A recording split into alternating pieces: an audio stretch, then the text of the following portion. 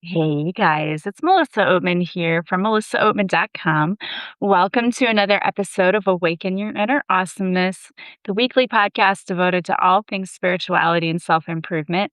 I'm so delighted you're here with me today. Today, we're going to be talking about how to connect to your authenticity. Every day, I usually journal and I ask the universe, what message do people need to hear today? And what came out is that there are a lot of people right now who are not really connected to who they are authentically. We walk around every day wearing certain masks, right? We all have different roles we play in different areas of our life. That is normal because that is a survival mechanism. We have learned that we have to be or do or say certain things in order to fit in with society, with our family, with our friends, all of the above. And the universe said the problem with that. When we wear our masks, we don't really connect to each other or one another authentically. And the whole reason that we came here to this earthly plane is to experience love in its most pure form. And you can't do that if you're walking around being somebody you're not or trying to fit in where you don't. And I get it. Nobody wants to feel different or to feel left out. I mean, that's something that we've learned from childhood, right? I know I always had major anxiety in grade school trying to fit in and feel like I had a friend group.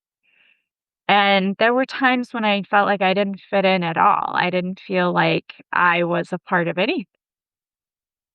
But what I learned was that when I was my authentic true self, that's when I really attracted my tribe and I made more friends.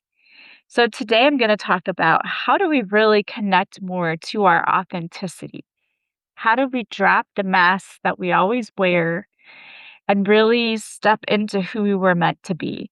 Because you didn't come here to hide yourself. You were gloriously made, and the universe loves you immensely.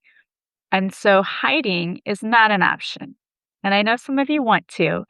And I know some of you are out there going, she's talking about me.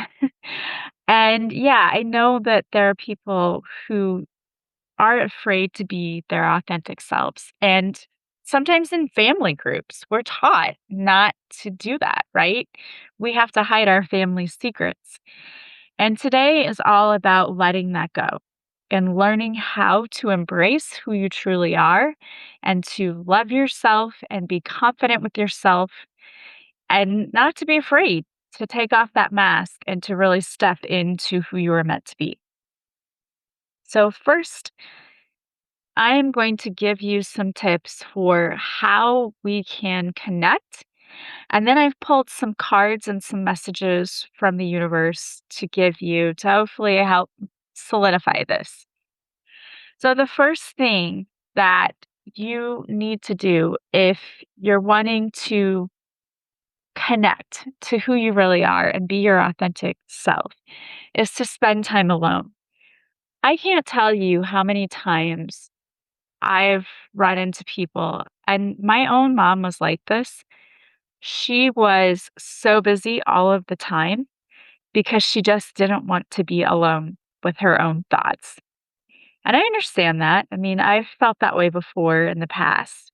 But now I've come to really embrace my alone time and I actually really enjoy it. So spend some time alone because when we have people around us, we are constantly, our attention is here and it's here and it's here. And honestly, that's when we're not really tuned into who we are. So spend some alone time. Practice mindfulness and meditation. One thing that I think, again, it's a coping mechanism. And I think something that a lot of people do or don't realize that we do is we tend to not live in the moment, but we're thinking about the past, thinking about the future, worrying about the future. And if we want to really be our true authentic selves, we have to really practice that mindfulness and living in the present. And meditation is another really great tool because it brings you back into your body. What happens so often when we experience trauma, and your body keeps the score every time you experience trauma, it is stored in the body. And unless we clear that, it just stays with you. And meditation is a tool that I like to use because what happens when you experience trauma is we get disconnected from our heart space. It's like when I say out of body, I don't mean like you're floating around out of your body, but I know for me personally, the best way that I can describe it is when I was in a toxic marriage and was being verbally abused, I disassociated. I was there, but I was not there. And that's exactly how my family describes it. Oh, well, you were with us. You weren't really with us. You were sitting there, like staring off into space. I think that I disassociated because the pain, if I felt nothing, I couldn't feel that either. The problem with that is you miss out on so many of the amazing things in life if you just disassociate. And there are so many ways we can do that. For me, it was just being in La La Land all the time, not really like I was there, not really there, like my mind was somewhere else. For some people, it's substance abuse, it's drinking, it's doing drugs, it's whatever. That's another way to disassociate because it's just a way for us to not have to deal with what's really happening around us. And I get it. Like, oh, it's not easy being on earth. This is the toughest school that we come to learn from. And it's easy to want to check out, but you can't. Okay. You came here for a purpose and to fulfill your purpose, and you're needed. Your soul is needed here for a reason. And you're only hurting yourself when you disassociate. Like for me, for example, I missed out on valuable time with my kids. Like they were little at the time. And I don't remember the most formative years of their lives. I mean, I do remember it, but not every little detail as you would want to, right? How many of us, when our babies are little, we keep scrapbooks and we want to remember every single detail because the time goes so fast? I did not do that.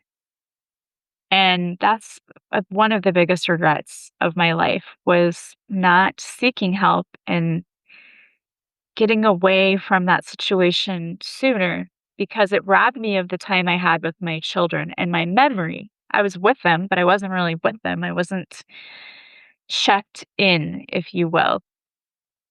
So, meditation and mindfulness are great ways to bring yourself back to heart centeredness and to being connected to the present and the here and the now. And so, that is another thing that I recommend. Journaling is also another way. I ended up, penning my first book, Beautifully Broken, about my experiences with my ex-husband and just the spiritual awakenings that I went through to try to heal myself. Because I've gone to counseling, I've gone to spiritual advisors, all the things, and I definitely think it's helpful. But there are things you can start doing on your own that you don't need help from anyone else to do. And journaling is another way. Just sitting down and really looking at your daily experiences, like how do I react when things happen in my life? And one of the things that I noticed too was that I was a very reactive person. Things would upset me, and not that they still don't, because I still have my moments, believe me. But I am not nearly as reactive as I used to be. And little things would bother me all the time, and things that I didn't have any control over. So, one of the things that I do and practice in my journaling is looking at, okay, in this situation, I reacted this way. Could I have reacted in a different way? Could that have been better? And I think it's so helpful and important, especially because when situations arise, if we learn to be mindful and to take a breath and say, okay, right now, I do not need to react right now. I need to take a breath and I really need to connect to this and say, okay, is this something that's going to affect me in 5 days, 5 months, 5 years? All right, why am I giving this much energy to something silly? And, it may not seem silly to you at the time, but when we really reflect and take a look and see what the thing is that's bothering us, oftentimes we overreact to things that really, in the long run, aren't going to matter. So, journaling is a great way to help you with that. And I have an online journal that I have for sale on my website, melissaoatman.com. And it's just a mindfulness journal to help you grow a little bit each day. And if you're looking for that, um, go check that journal out. Just look for it on my website. You'll find it on that. You go to the sales page. I really think the journaling is so important. And I get I get clients all the time who say, I don't like to write, or I'm not good at writing. This isn't for anyone else's eyes. I happen to create a book out of it, but I'm not saying that you're going to do that. You could, but this is for your own eyes, and I think it helps. And even if you don't wanna write it, just talk out loud. That is something that helps us to really get it out. The other thing that you need to work on is setting boundaries, because a lot of the masks that we wear come from people-pleasing behaviors that we've learned, and we feel like our worth is somehow tied into pleasing other people. And that could not be further from the truth. Your worth is your birthright. You were born worthy. You are worthy. You're just worthy.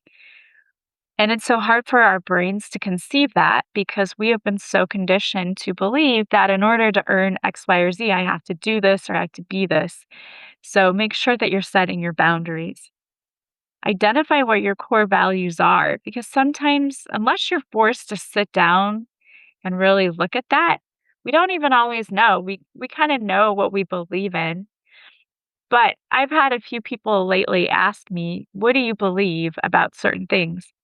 And it forced me to look at myself and to look internally and say, "Okay, well, what do I believe?" And I think that's always a good question. It really is. What are your beliefs? What are your core beliefs? And another reason it's such a good question is because it helps us to align with the right people in our lives because I'm sure you've seen the divide lately, but coming across people that you think, wow, we don't even share the same core beliefs. I don't, I can be friendly to that person, but to really connect to that person and that person be a part of my life, I don't know because we don't even share the same core beliefs. It's also really important, and this is a tough one, to embrace vulnerability. That's sometimes a hard one for me. I was always told, don't cry or I'll give you something to cry about. And the first few times that I recorded podcast episodes where something made me cry, I wanted to delete the episode and be like, I'm not airing this. I'm an ugly crier. I am not pretty at all when I cry. And I know this of myself, and that's okay. I'm working on that, on being okay with that, rather. And there have been instances where I've been on camera live or had pictures and I'm crying. And, you want to delete those because I think to myself, like, ugh, look at you. But it's important, I think, to show your vulnerability because it shows other people that it's okay to be vulnerable. And I think that that's an important thing. There's so many people who just bottle up that anger and sadness, and that's when the problems occur because you can't keep it bottled up inside of you. It is okay to be vulnerable and to share with others. Now, they may not react the way you want them to or the way that you expect them to. You can't control that. I've had people who told me that I was manipulating them because I was crying. And if you know me, you know that is the furthest from the truth because it is so hard for me to cry in front of people. It really is. Again, it goes back to that being told, like, "Stop crying, or I'm gonna give you something to cry about." I was just taught to suck it up and just to move on, and it's really hard for me even in times when I really wanna cry, sometimes it's super hard for me to do that, but it's important. So embrace that vulnerability and know it's not a weakness, it's a strength, because those who are vulnerable know that that's when we attract our truest friends, our deepest connections, and you can't do that without being vulnerable. And yes, you may get hurt. That comes with it, but it's always worth it in the end. And then I think this is a really important thing too is being able to identify what it is in your life that you feel like you're wearing a mask. I do it at work because I have to fit in with so and so. I have to tell you that doing this work and having a podcast and doing readings is really vulnerable for me because as an educator, I always feel like, well, we're being judged for whatever we do outside of our jobs. And that's just the tradition of teaching, right? I remember one time we went to, I think it was Silver Dollar City or somewhere, they had an old schoolhouse. And inside on the wall, they had a list of rules for the teacher. And at the time, of course, many of the teachers were female. You could not be married. You could not go be seen in a pub. You couldn't be seen. There were so many different things. Like I would not make it as a teacher in those standards, but there were so many things. And so it's a profession where people expect certain things, and you are not to have outside interests and all of those things. And it was vulnerable for me to share what I was doing because I didn't want my coworkers to judge me and to feel like, "Oh, look, she's weird." And yet so I didn't say anything. I did not advertise what I did, and people found what I did, probably through Facebook, and just came up to me and were like, "Oh, I love your podcast," or, "I really like the readings that you do. It's super helpful." I would never have it like, I've been shocked at the amount of people who've done that in a good way. And it just shows me that it's important to put my vulnerability out there because it might be helping others too. So don't be afraid to be vulnerable. So I wanted to pull some messages for you to see, what else the universe wants to let you know about or tell you. And I think the first 2 cards that came out are really great. So, this is from my deck, Divine Whispers, which is the deck that I created, and you can purchase this deck on my website, and I will, mail it to you.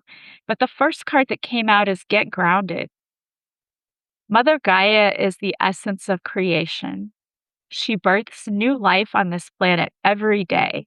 Grounding is a way to connect yourself to Gaia and her healing energy. It's important for you to get grounded in Mother Earth right now, my love. Go for a walk, walk barefoot through the grass, do an outdoor meditation, or simply hold a crystal. And I know that, like, if you're living someplace where I am in the Midwest, it is too cold to go outside. So I get that. But you can meditate inside. You can listen to sounds of nature. That is incredibly healing too. The sounds of the ocean. Find something on YouTube and listen to it, or hold a crystal. When we ground ourselves in Mother Earth, we're connecting to that energy of creation. It becomes easier to create new ideas and projects, and it helps to relieve the anxiety that we may be experiencing from unbalanced energy. Mother Earth has soul healing abilities, and when we ground ourselves, we are able to heal our own energies. Go and visit with Mother Gaia today. And if you're into crystals, some of the grounding crystals are black tourmaline, magnetite, black kyanite, black onyx, or obsidian. And I carry obsidian with me all the time. I don't happen to have it right next to me, but I carry it with me. I put a little in my purse all the time. And then we have, what is your purpose? Are you living your true soul's purpose? The universe is asking asking you to reflect upon the true purpose in life. Most of us go through life never really discovering what our true purpose is. If you're seeing the number 999, then you are being guided by the universe to get to work on that purpose. If you're stuck in a job or a career that is unfulfilling, then it may be time to look at your life purpose again. There is an old saying that goes, when you find a job you love, you never have to work a day in your life. When you find your soul's true calling, it doesn't feel like work. It will leave you feeling totally satisfied and fulfilled. Do that which sets your soul on fire right now, my love. The universe is counting on you. And there's a prayer for purpose to Archangel Shamuel. I'm going to read it to you. You can say it right now. You can come back to this and say it again. I always say, come back to, if you know there's something in the podcast episode you heard, and go back and find it again. It says, Dear Archangel Shamuel, thank you for working with me to help me discover my life's purpose. Please illuminate the steps for me so that I know which path to choose. Please bring people into my life who can help me on my journey to discovering my purpose. Thank you for your unwavering support and protection. Amen. And some people believe that your purpose is tied to your career. That's not always the case. Sometimes a person's purpose is simply holding the light for others and being the light. A lot of us came here to be light workers, and during this really tough time, we're trying to hold the light for the entire planet. And that's not an easy job either. So I pulled some cards from Angela Rose's deck, and the first one that I pulled here for you is Body Love. And I feel like this is so important, especially if you are like me and you're in the middle. I'm going through menopause, which is lovely because it brings like 512 symptoms with it that you think you're going crazy and your body is starting to change. And so it's important for you to really embrace your body right now and to just to find sanity in all of this. It says, we get our dream body by loving ourselves. Move your body because you love it, not because you're trying to punish it. Eat higher vibrational foods because you feel more like freedom than eating foods that make you feel heavy. The action that goes with this card is eat a meal that makes you feel light. Nourish your amazing body to flourish. And the mantra that goes with this card is I'm worthy of feeling amazing and free in my body. And I would say, go get a massage, go do something that really does make you feel good because you deserve it. And the next card kind of follows up with that. It's I am worthy. I was born worthy of all my desires. I know my dream is meant for me because it's my vision and my dream. It's in my DNA.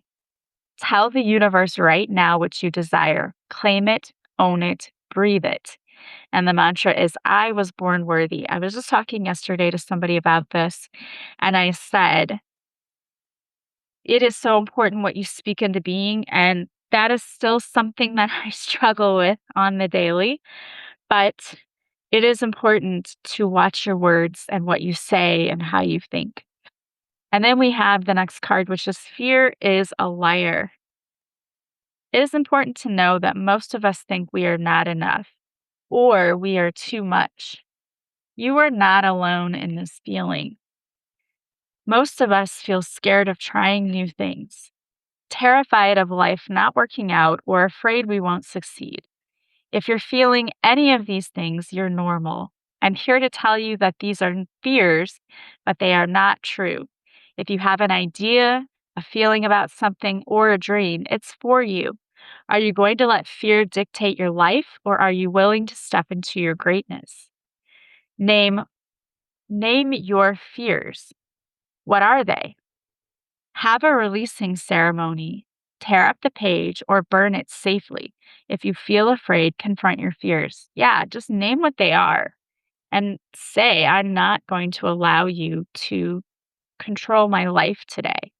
And I love writing them down and burning them. Do it safely, but it's so powerful. The mantra is today I will confront my fear and stand in my power. Take your power back.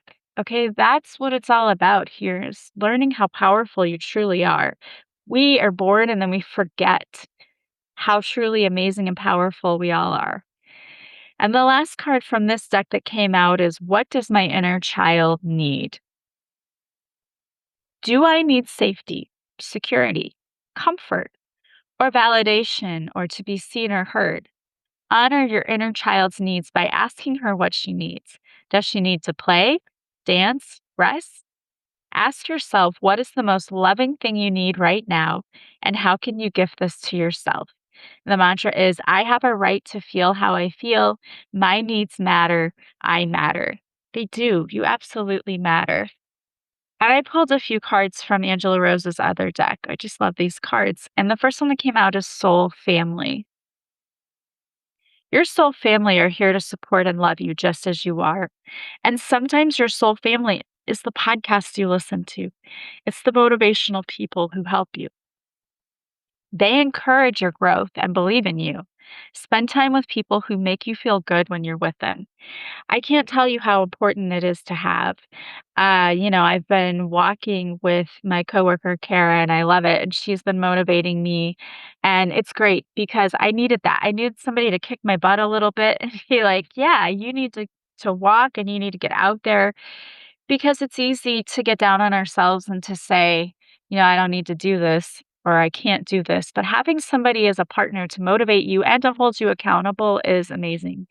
And then you have breathe, which so many of us need to do right now. I love the image in this. Okay, just breathe. Breathe deeper. Slow down and become present with your surroundings. It's the second thing about being present. Relax into the present moment. You are right where you are meant to be. Yeah, you've got this. You're where you're meant to be. Don't doubt that. Just breathe into it and be present.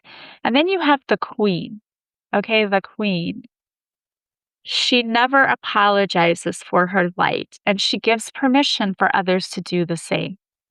You don't have to compare yourself to anybody else, okay? You're unique. You offer your unique experience, and the universe is abundant enough for everyone. You are divine. You were made for this life, and now is the time to fully shine and show up. So do that. And then you have mirror. And this is where I think people trip up the most, myself included, that we try to compare ourselves to others and we end up seeing things we don't like in others. And it's truly a reflection of maybe what we need to work on in ourselves. But everyone is a reflection of what you believe about yourself. What you see in another is also within you. There is a call to deepen the connection within. Exactly. This has all been about connecting within and going deeper with yourself. You have come back home to you. You can't make this up. This is all just aligned perfectly, and the universe always has a way of doing that. It's natural to want to run from the hard things in life. What did I say? I said, don't disassociate, don't disconnect. It's easy to want to run. You are safe in your body and in this world. You are loved above all else. Make a commitment to stay with yourself in good times and bad. It's easy to want to run away. It's easy to want to hide. It's easy to not want to face the truth. Sometimes the truth is ugly. Sometimes it's scary. It can be all of the above. You can't run from it. You have to face it. And the easiest way is really through. It's not around, it's through. And the only way to get through something is to face it head on. You have a whole team of angels and guides here to support you and to help you. You just have to ask. And then we have an ending. Okay, an ending. Grief follows every loss. Maybe it was a death, a relationship, change, or a dream that has come to an end. Give yourself time to rest and heal and honor what you're feeling. You know, everyone, when we think about grief, we just think about a physical loss of a person. We grieve so many things in life. During menopause, I grieve the body that I once had. I grieve the energy that I used to have, the good night's sleep that I used to get. If you're sick, you may be feeling the grief from that loss of energy you used to feel, your loss of health. You might be feeling grief from the loss of a job or a relationship, whatever it is. Grief affects all of us. And I wrote my book, Beautiful Mourning: A Guide to Life After Loss. I wrote this book about losing my mom to pancreatic cancer. And actually, I lost several people in my life in a short amount of time. I lost my ex husband, my mom, my grandma, and my great aunt, who was like a grandma to me, very close to me, in just a 2 year span. And it was a lot.